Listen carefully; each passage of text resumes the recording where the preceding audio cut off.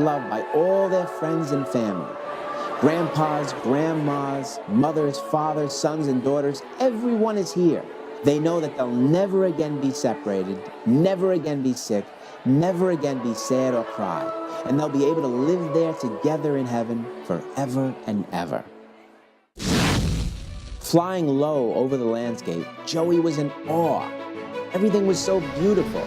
Mountains, rivers, waterfalls, rainbows, and trees were everywhere. Never before had Joey seen such colors. The bluest blues, the reddest reds, and the greenest greens. And there were cities too. Fabulous, sparkling cities with golden streets and tall buildings that were bright, shiny, and new. Joey looked down and saw a big amusement park right below them. There were roller coasters, Ferris wheels, bumper cars, carousels, and even Joey's favorite, cotton candy. Everywhere he looked, people were having fun. "I'd like to go on a ride," Joey said. "If you really want to go on a ride, follow me," said Gabby, who pointed to the sky and started flying upwards. "Okay," said Joey, "I'm right behind you." Zoom! They both flew up over the tops of the buildings, through the clouds, past the rainbows, and into outer space. In seconds, they were flying alongside planets and stars. "All this is part of heaven," Gabby said. "Anyone who lives here can explore the entire galaxy." Diving downwards again, Joey and Gabby flew back through the clouds. Joey spotted a herd of giraffes drinking from a small lake. "Can we go down there so I could see them better?" he asked. Once they were on the ground, Joey could see animals of all kinds. Lions, lambs, tigers, horses, zebras, elephants, peacocks, bunnies, and birds. And there were hundreds of cats and dogs playing with each other.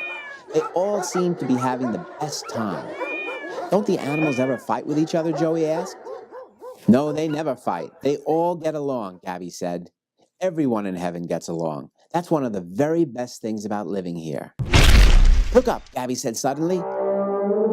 Above the trees, Joey could see the head of a giant brontosaurus looking down at them. "Are there dinosaurs here too?" Joey asked excitedly. "Of course," replied Gabby. "Every kind of animal that ever lived on Earth is here." For a second, Joey was scared. But when the dinosaur smiled at him, he felt safe. The friendly dinosaur stretched his long neck down until Joey was able to pet his head. After a moment, the dinosaur turned his massive body around and left, causing the ground to shake as he walked and leaving huge footprints behind him. "I would love to take a ride on his back," Joey said. "One day you will," said Gabby.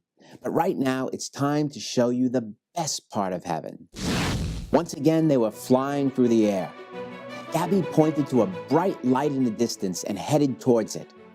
They landed on the ground not far from a rolling green hill. Joey could see the light coming from just beyond the top of the hill.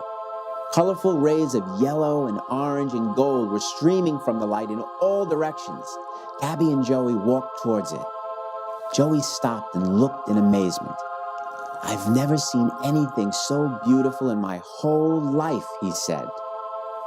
"That's where God lives," Gabby said. "One day, when you live here, you'll be able to go over the hill and meet him face to face." "What's God like?" Joey asked.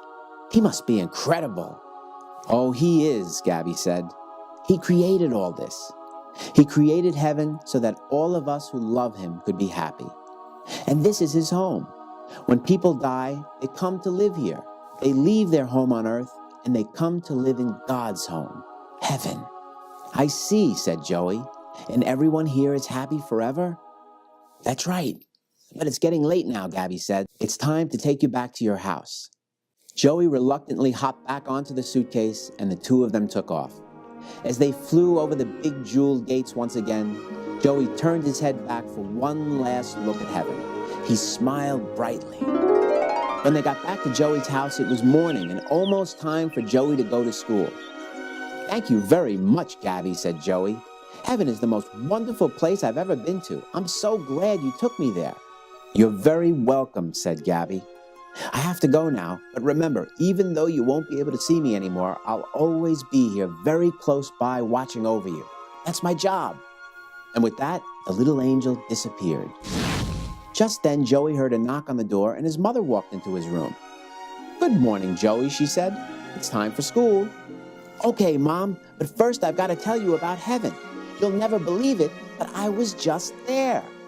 What are you talking about? His mother asked, looking at him strangely. I just got back from heaven. My guardian angel, Gabby, took me there for a special visit. And heaven is the greatest place, Mom. Joey's mother looked at her son and smiled. That was just a dream, honey, a wonderful dream. No, Mommy, it really happened, I promise. Seeing her son so excited and happy, Joey's mother decided not to argue with him. You could tell me all about it after school, she said. Meanwhile, hurry up or you'll be late. As Joey's mother started to make his bed, a small object fell to the floor. She picked it up and saw that it was a beautiful pin with the word visitor written on it in shiny gold letters. What's this? She asked her son. Joey just smiled at her as he rushed out the door to school. Did you like that? I hope so. You know, kids, the meaning of this story is very simple. People who die and go to heaven aren't really gone. They've just moved homes. They live with God now in His home, and His home is a truly wonderful place. And for you adults who are watching, let me just say this. Heaven is not cloudy and gray and boring like it's pictured in the movies. No, it's dynamic and colorful and fun and overflowing with life and love. And it's real. Listen, if the life we're living right now is real, heaven is not going to be less real than that. If anything, it's going to be more real. So if you've lost someone that you love and they're in heaven, remember that someday, after the resurrection, if we make it to heaven too, we're going to be able to see those people again. We're going to be able to run up to them and kiss them and hug them and talk to them again and feel the warmth of their skin and hear their voices again. That's heaven. That's what our Christian faith teaches us. I'm Anthony DeStefano, and I'll see you next time. To get your copy of A Travel Guide to Heaven,